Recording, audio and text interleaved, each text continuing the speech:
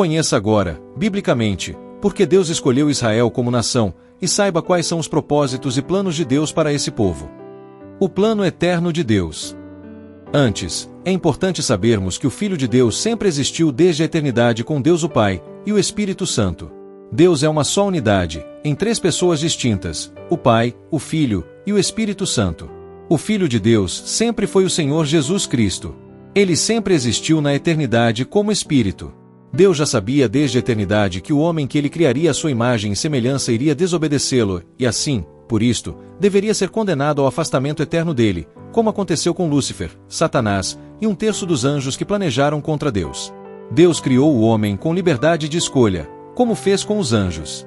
Como Deus já sabia que o homem não seria capaz de utilizar qualquer meio para salvar-se a si mesmo, e por amar demasiadamente esse homem que foi criado à sua imagem e semelhança, e em virtude do homem ter sido criado por Deus na terra e ainda não ter conhecido o céu nem visto a Deus em sua glória celestial, ele vislumbrou uma única oportunidade de salvação, ou livramento, desse homem da condenação definitiva que viria, logo após a morte do corpo, ao fogo eterno preparado para o diabo e seus anjos.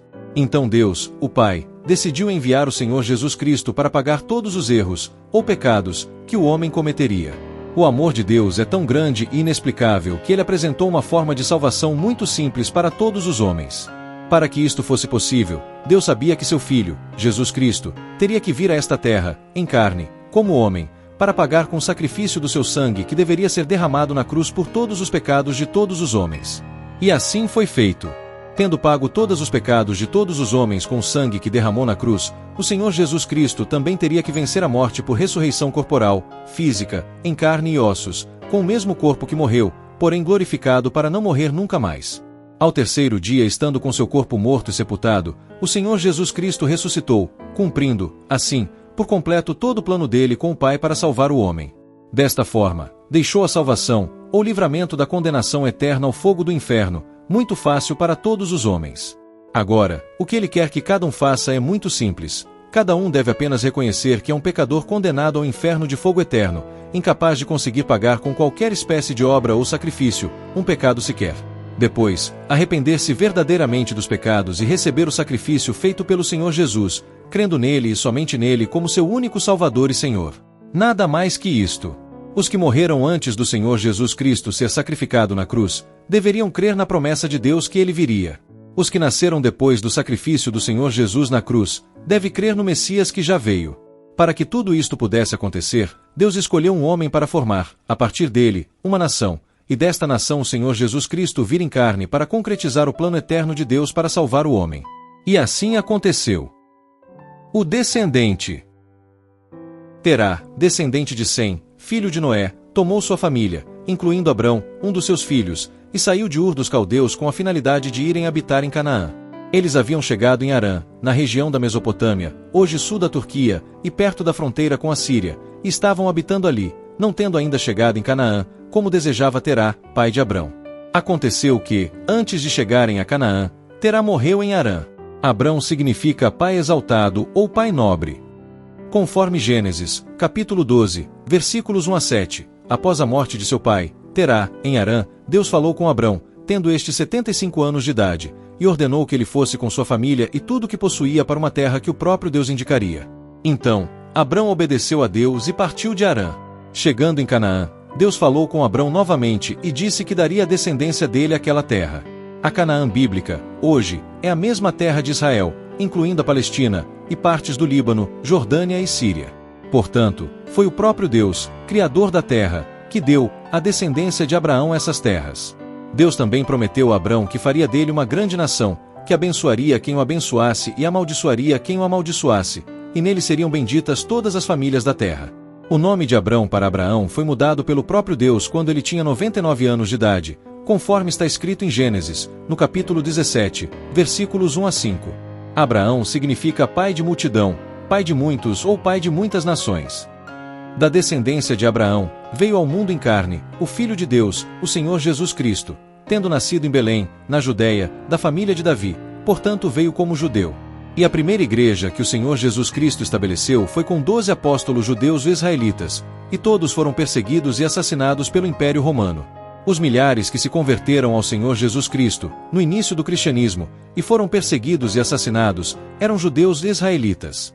O Senhor Jesus Cristo é o descendente descrito em Gênesis, capítulo 3, versículos 14 e 15, que veio, em carne, e feriu a cabeça da serpente, que é o diabo, o mesmo Satanás, com seu sangue derramado na cruz. E no final dos tempos o lançará com todos os anjos caídos com ele, os demônios, no lago ardente de fogo e enxofre, que é a segunda morte. Veja o que está escrito em Mateus, capítulo 25, versículo 41, Apocalipse, capítulo 12, versículos 9 a 12, especialmente o versículo 9, e Apocalipse, capítulo 20, versículo 10. Todo Israel será salvo. Como poderá todo Israel ser salvo, visto que a maioria não aceita o Senhor Jesus Cristo como tendo sido o Messias prometido no Antigo Testamento ou Velho Pacto? Observe o que o apóstolo Paulo, inspirado pelo Espírito Santo, escreveu aos Romanos, no capítulo 11. Digo, pois, porventura rejeitou Deus o seu povo? De modo nenhum, porque também eu sou israelita, da descendência de Abraão, da tribo de Benjamim. Deus não rejeitou o seu povo, que antes conheceu. Ou não sabeis o que a Escritura diz de Elias, como fala Deus contra Israel, dizendo: Senhor, mataram os teus profetas, e destruíram os teus altares, e só eu fiquei, e buscam a minha alma. Mas que lhe diz a resposta divina? Reservei para mim 7.000 homens, que não dobraram os joelhos a Baal. Assim, pois, também agora neste tempo ficou um remanescente, segundo a eleição da graça. Mas se é por graça, já não é pelas obras, de outra maneira, a graça já não é graça. Se, porém, é pelas obras, já não é mais graça, de outra maneira a obra já não é obra. Pois que o que Israel buscava não alcançou, mas os eleitos o alcançaram, e os outros foram endurecidos. Como está escrito, Deus lhes deu espírito de profundo sono, olhos para não verem, e ouvidos para não ouvirem, até o dia de hoje. E Davi diz: torne-se-lhes a sua mesa em laço, e em armadilha, e em tropeço, por sua retribuição. Escureçam-se-lhes os olhos para não verem, e encurvem-se-lhes continuamente as costas. Digo, pois, porventura tropeçaram, para que caíssem? De modo nenhum, mas pela sua queda veio a salvação aos gentios, para os incitar aos ciúmes. E se a sua queda é a riqueza do mundo, e a sua diminuição a riqueza dos gentios, quanto mais a sua plenitude. Porque convosco falo, gentios, que, enquanto for apóstolo dos gentios, exalto o meu ministério, para ver se de alguma maneira posso incitar aos ciúmes os da minha carne e salvar alguns deles. Porque, se a sua rejeição é a reconciliação do mundo, qual será a sua admissão, senão a vida dentre os mortos? E, se as primícias são santas, também a massa o é, se a raiz é santa, também os ramos o são. E se alguns dos ramos foram quebrados, e tu, sendo oliveira brava, foste enxertado em lugar deles, e feito participante da raiz e da seiva da oliveira. Não te glories contra os ramos, e, se contra eles te gloriares, não és tu que sustentas a raiz, mas a raiz a ti. Dirás, pois, os ramos foram quebrados, para que eu fosse enxertado. Está bem, pela sua incredulidade foram quebrados, e tu estás em pé pela fé. Então não te ensoberbeças, mas teme.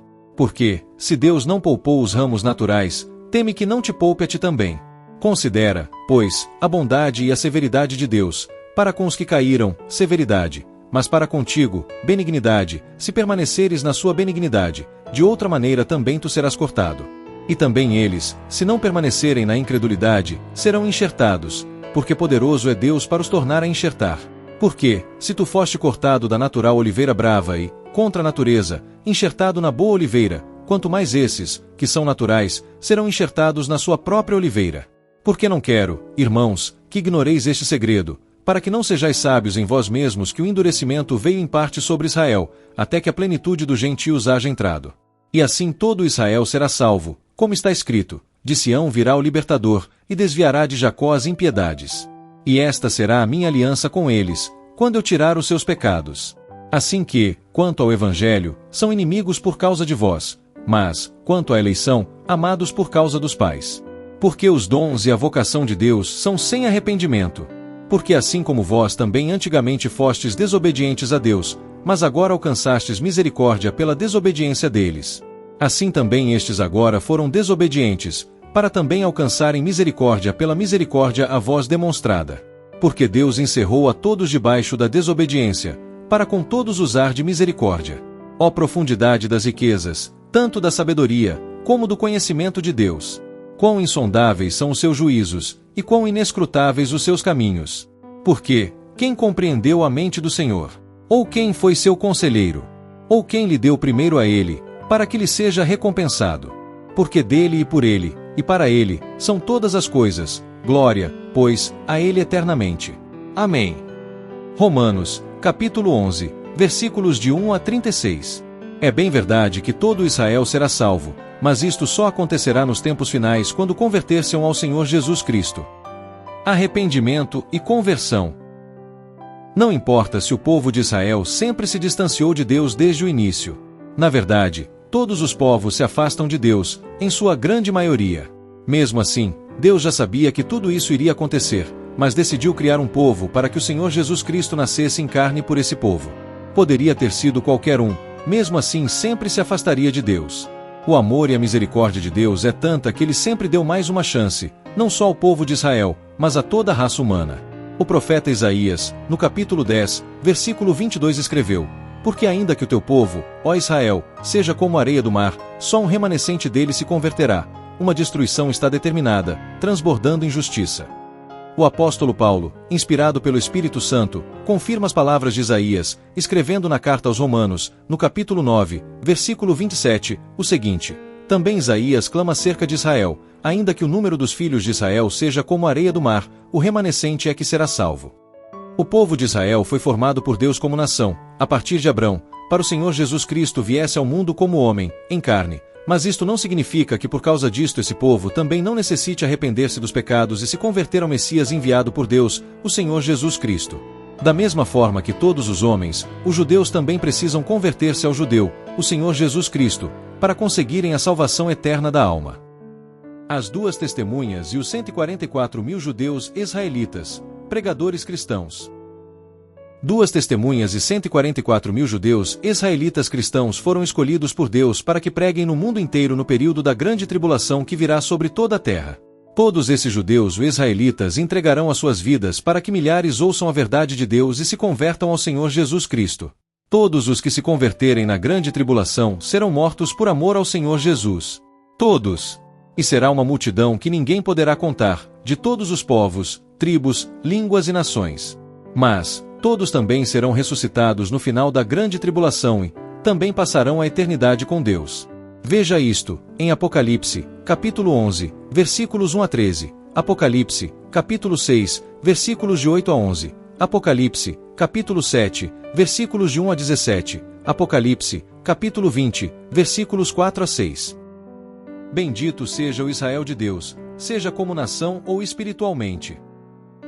Não interessa a Deus se alguém não concorda com seus planos e promessas. Tudo o que Deus decide, cumpre-se à risca. Ai daquele que rejeitar os desígnios de Deus. Ai daquele que se levantar contra o povo que foi Deus mesmo que formou e cuida. Bendito seja o teu povo Israel, ó Senhor, não apenas hoje, mas para todos sempre e eternamente. Benditas são as promessas que fizestes ao teu servo Abrão. Amém e amém. Deus tem formado um povo para si que o ama de verdade para viver com ele para sempre. E como está escrito na primeira carta do apóstolo Paulo aos Coríntios, no capítulo 2, versículo 9, mas, como está escrito, as coisas que o olho não viu, e o ouvido não ouviu e não subiram ao coração do homem, são as que Deus preparou para os que o amam.